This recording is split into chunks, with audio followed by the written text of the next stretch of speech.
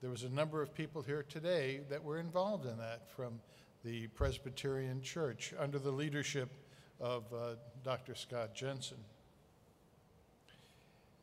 In order for our communities to go forward in this quest for unity and understanding, several virtues need to be explored. These include, one, the willingness to lower our personal ego defenses that sometimes cause us to feel personally protective or self-protected and non-communicative. We've all seen people who were really afraid, and they were afraid to talk to us. They were afraid to deal with us because they were afraid that their egos were going to be somehow attacked. And so they become protective of themselves and fail to communicate. Two, acknowledge that communication is not just one person talking to while another listens quietly and submissively.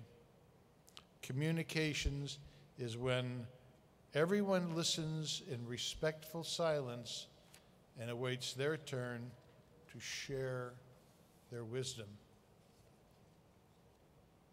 Three, we need the spirit and motivation to challenge each other to achieve higher goals.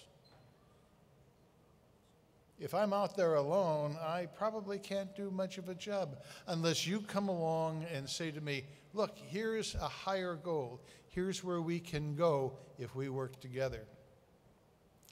In the face of differences of opinion, we need to have the confidence and the humility to compromise in order to reach a solution that everyone can support. Five, we need to trust that the God of our ancestors, the one and only true God, is blessing our efforts to be sisters and brothers as was intended in the beginning. God is with us. He wants us to embrace each other in love and respect, not in anger and avarice.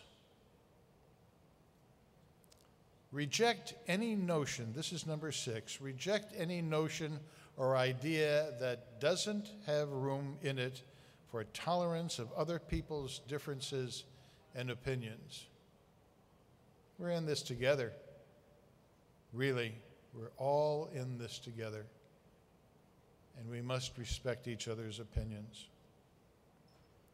And 7, and finally, recognize that it is only when moderate and reasonable men and women negotiate that there is progress that benefits the largest number of people. The dream of world peace and unity of spirit has eluded mankind for all of our history. And there's been some terrible battles over that. With effort and goodwill and the blessings of the one true God, we can make a gift of community peace to our children who need it. They need it in the future to carry on lives that they and we will be happy with and proud of. It's a highly worthy goal, and we should be working toward it. That peace will spread like a righteous fire and ignite a period of warm concord among all of us. Is this a pipe dream that can never be realized? I don't think so. I don't think so at all. It is through the simple and humble people like you and me and the people up here. It's us that are going to make it happen, the common people. Abraham Lincoln once said, God must have loved the common person. He made so many of us. That's who we are. It is through the simple and humble people like us that this happens, who say enough of war and the destruction and suffering it brings. It all starts when we agree that it is better to build bridges instead of walls. Salam alaikum.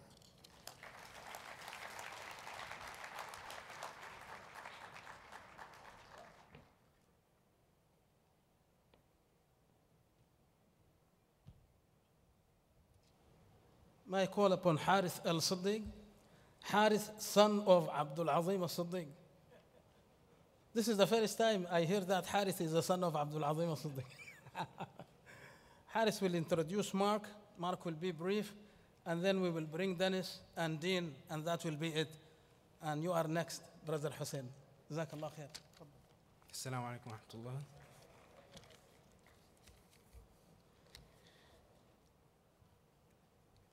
Mark Soljander's public service included 3 terms as member of the United States Congress, where he served on the International Relations, Middle East Subcommittee, and was ranking member of the African Subcommittee.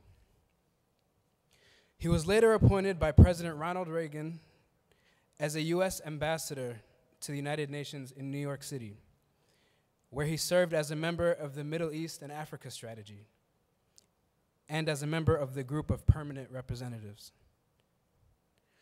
Over 29 years serving in Washington and travel to nearly 130 countries has generated unique opportunities for frequent access to world leaders. These experiences and years studying the 3 holy books of the Abrahamic faiths have led Mark to develop a unique paradigm for the peaceful resolution of conflict that has been successfully applied in several challenging areas around the globe. These methods are outlined in his best-selling and award-winning book, A Deadly Misunderstanding, that deals with building bridges to the Islamic world and strategies that thwart the growing threat of global terrorism. Soljander received various awards, including the 1996 Mohandas K. Gandhi International Peace Award, and former Secretary of State Madeleine Albright honored Ambassador Soljander at the United Nations for his, quote, efforts toward a more just, humane, and peaceful world. His complementary academic pursuits include bachelor's and master's degrees in political science and a PhD in international business. Without further ado, Congressman Mark Soljander.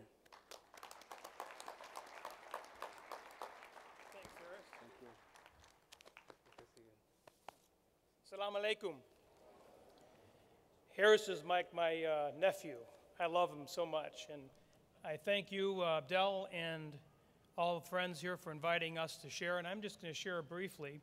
But I wanted to share a fulfillment of a dream, of a basir, a vision. I've come to Chicago many times over the years, being from Oak Park, Illinois originally, encouraging Muslims and Christians to work together. My whole life has been committed to jasur, building bridges between the faith communities. Because let's face it, we are engulfed in fear because we fear what we do not understand. Christians just don't understand Muslims. And I think that Muslims in the general don't really understand Christians. And we have these issues that we feel separate us and divide us. Mostly these issues tend to be theological issues. Not so much cultural, but theological. So these and social issues tend to divide us. So what Abdel and many of us have attempted to do over these years is to systematically build one plank after another to try to build bridges to what we call the common ground, idea mushtaraka, this common ground between the faiths. The trouble is, we've been so fearful of going where other people in dialogues and interfaith engagements have been fearful of going. What do we fear? We fear if we go too close together, we might convert from the Christian club to the Muslim club, or from the Muslim club to the so-called Christian club. But what a great sheikh once told me, that true deen, true religion, is really the state of your faith of being submitted to the one God. And Christians and Muslims can easily and profoundly enjoy that mutual submission, that mutual deen, the mutual interest of submitting to our one God and to the prophets who gave us a clear direction to God, the prophets who gave us a clear direction to paradise. In fact, my wife, who was raised Roman Catholic, by the way, pastor, deacon, she said, well, look, Christians complain about Muhammad, but as a Catholic, I want to say this about Muhammad. He is one person, who took a massive Arabian peninsula, completely dominated by polytheism, and turned the entire peninsula to worship the one God of Abraham, Isaac, Jacob, and Ishmael. And he says, for that, irrespective of what anyone says about the prophet, he should give and receive tremendous credit.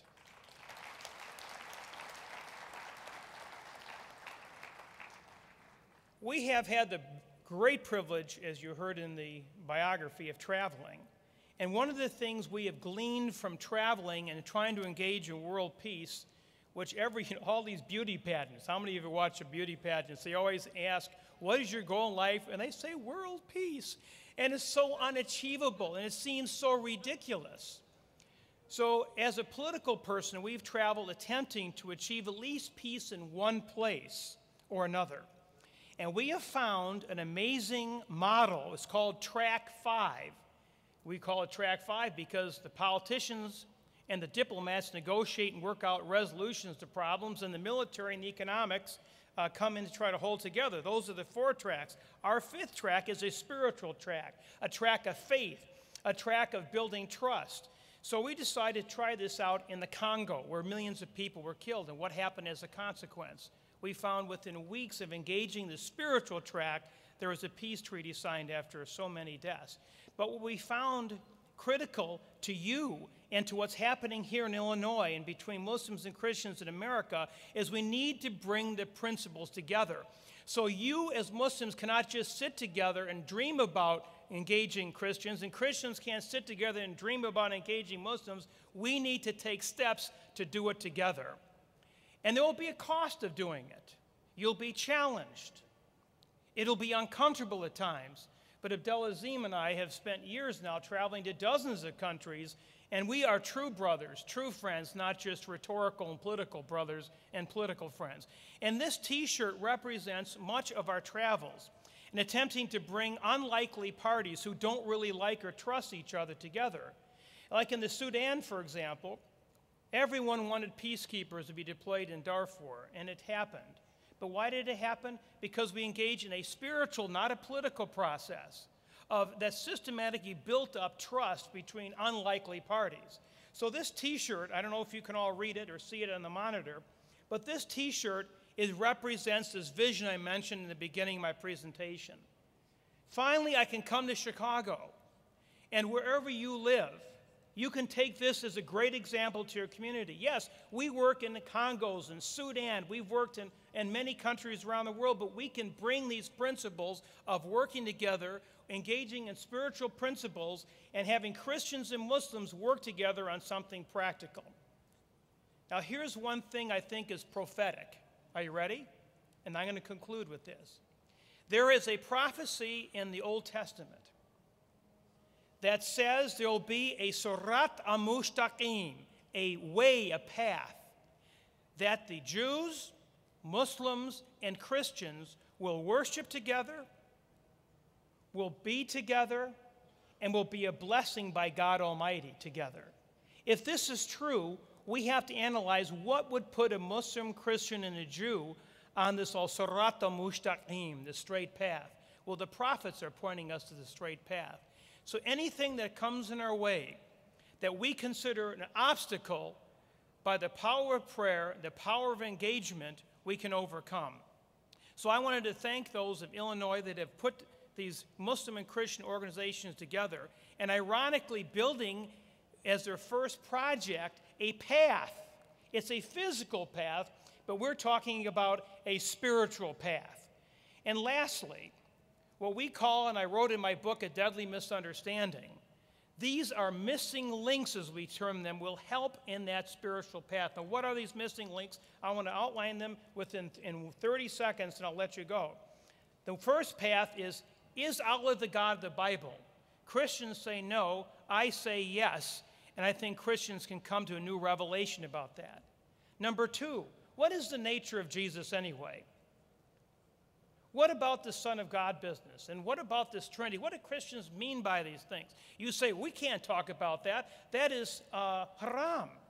It may be, but if you're in the book, you can summarize it well. We have found ways of bridging even these uncomfortable, difficult issues between Muslims and Christians with almost great ease, almost frightening ease. And this is scaring some people, because there are some that do not want Muslims and Christians to come together in peace and reconciliation and be on this al-sirata mustaqim, this path to peace. So yes, we have issues we have to overcome, but we have discovered through the grace and Ar-Rahman Ar-Rahim, the mercy and compassion of God, we have discovered ways of bridging areas that heretofore seemed completely and totally impossible and complete haram, forbidden to go near. So I want to encourage you, I can't get into any details, of course, now, that the potential of the future of bridging in a spiritual, deep, meaningful way is there. And so I encourage you to continue to work, just as this organization, these four organizations have done together, not only building a path to peace spiritually, but building a path to peace practically. And I want to quote someone who I usually don't quote at these events, but this is what will happen at the end of the day. And it comes from Winston Churchill. And I'll leave you with this thought from Winston Churchill.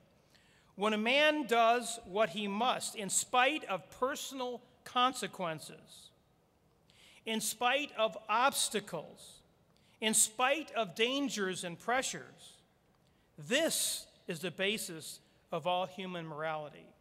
So let us step forward from here to do what we must in spite of the danger and rod ahead, because inshallah, we'll be brothers and sisters. Thank you so much.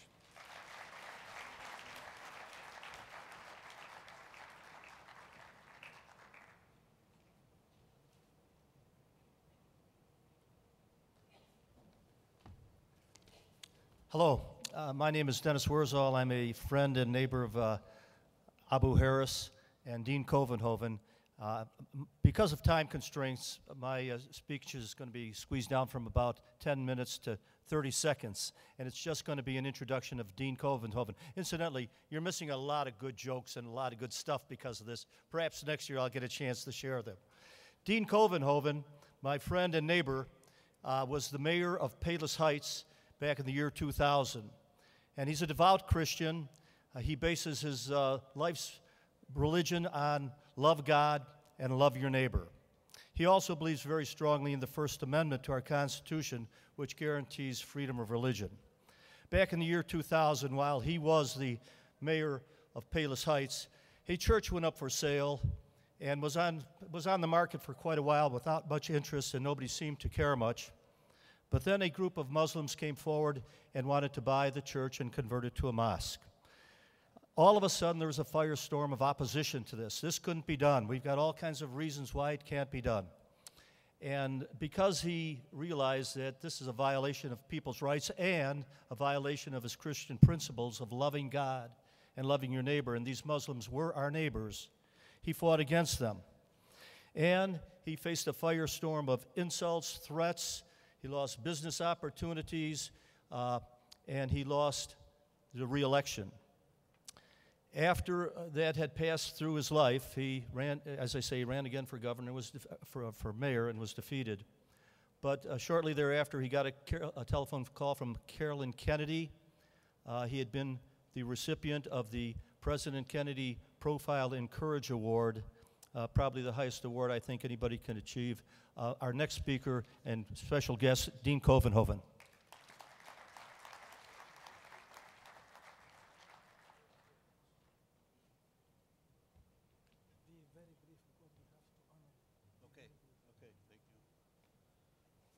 Assalamu alaikum. Shukran jazilan. I feel we're onto something really great. I know that God is working His goodness between the Christian and Muslim community on the south side of Chicagoland. In the year 2000, I knew only one Muslim. Now I know hundreds, if not thousands, of Muslims. It is not the numbers that matter, it is the closeness and how we personally know each other. From the year 2000, I have been introduced to many Muslims.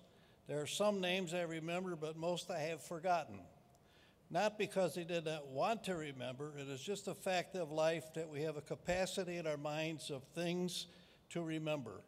I wish that we could reboot our minds like we reboot our computers. In the past couple of years, I've had the privilege of knowing Dr. Abdel Azim El-Sadiq. I've been invited by him to attend your conventions in 2009 and 2010 to speak to you about loving God and loving your neighbor and about from friendship to partnership. Now I can speak about some exciting news for Christians and Muslims that has been started on the south side of Chicago. God moves in mysterious ways, his wonders to perform. Dr. Steve Timmermans, president of Trinity Christian College in Palos Heights, was sent an invite from the White House's faith-based office to participate in a nationwide challenge to bond students, groups of various faiths together to commit to community service in our local area. This project, initiated by Trinity Christian College, has sponsoring partners as follows: the Bridges Program, Muslim American Society, Islamic Circle of North America, and Arab Spring for Syria. The White House has said that American colleges, community colleges, universities, seminaries, and rabbinical schools have often been at the forefront of solving our nation's greatest challenges. The White House is encouraging institutions of higher education to make the vision for interfaith cooperation a reality on campuses across the country. The ultimate goal is to move beyond the interfaith dialogue into education and community service programs that are uniquely interfaith as well as providing service to the communities. The good news is the project is already in action. This interfaith group of about 48 students and some adults of both Christian and Muslim faith are already working. I can feel God's presence in this project. There are 50% Muslims and 50% Christian students and adults involved. It just worked out that way. Of course, this would not have happened as successful as it did without the participation of Dr. El-Sadiq and Dr. Timmermans getting together and having a kickoff breakfast at Orland Buffet, really good food there, with all the participants involved, followed by a get-to-know-each-other meeting at Trinity College's cafe room. Dr. El-Sadiq made contact with his Muslim organizations and Dr. Steve Timmermans with the Trinity students and adults, and we're off to make a walking, running, biking trail from Lake Catherine and Palos Heights to 127th and Cicero. The National Park Service, the federal end of it, and the Village of Alsip are involved with the site of the trail, which will go from Lamont on the west to Riverdale on the east. These two agencies will help to provide funding for this project to enable us to a finished project. It is called Cal-Sag Trail as it borders alongside the Calumet-Sag Canal. I have been at every meeting so far. We started off with coffee and donuts each morning and off to a job site. The best part that I see is the coming together of these students and adults working with saws, hatchets, pruning devices, and weed whackers to actually forge ahead and make this trail. We also marked out this trail with marking sticks and measuring devices. Most of the sticks were taken by someone who probably made a fire with them, but this did not deter us. We also carried off a lot of recyclable metal cans, etc., along with other waste products. There was immediate cooperation among all of us at the site for 3 Saturdays. We laughed a lot and made some remarks about our skills or lack of skills and kept going, hacking away, and make great progress. I want to close with saying that please pray for God's continued blessing on this project, and next year you can be here and tell us on the progress of your interfaith project. Isha Allah and Shukran. Thank you. Stay here. Okay. Alhamdulillah, wassalatu wassalamu ala Rasulillah. In conclusion, and sorry we are running out of time, may I call upon Brother Hussein Atta, the convention chairman, to honor our dear respected mayor. We said it many times, we love you, we need you. Now, on behalf of the entire Muslim community in Chicago, we just want to recognize and to honor your understanding, your courage, and your bridge building abilities. So thank you so much, Brother Hussein. Thank you.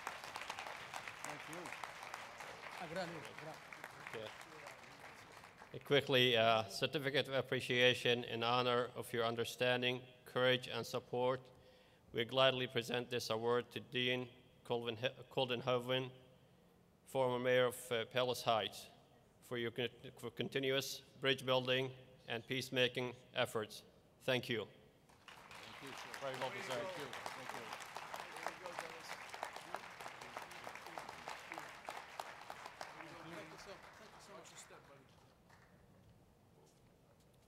Thank you so much, dear respected friends, for coming. Dean, thank you so much for coming.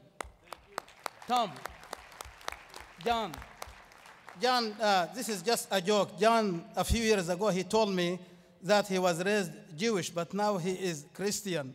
I said, you are on the right track. Just keep going. John, thank you so much. Thank you so much for coming, John. Thank you so much, Dennis. Thank you, Bill. Thank you, Tom. Thank you, Mark. By the way, Mark is Mark Hanif Silyander. Give him a hand. Thank you, Basil. Thank you, Abu Ala. Thank you so much, our big brother, Tawfiq Nassar, Abu Ala. Thank you so much, Dr. Shafiq. Thank you so much, Jawdat, Dr. Jawdat Al-Aboud. Thank you so much, Brother Wasif. Thank you so much, Sister Amina. And thank you very much, Brother Hussein Atta. By the way, the one who invited Bill Devlin was not Hussein Atta. I invited him, but he usually used to tease me like that.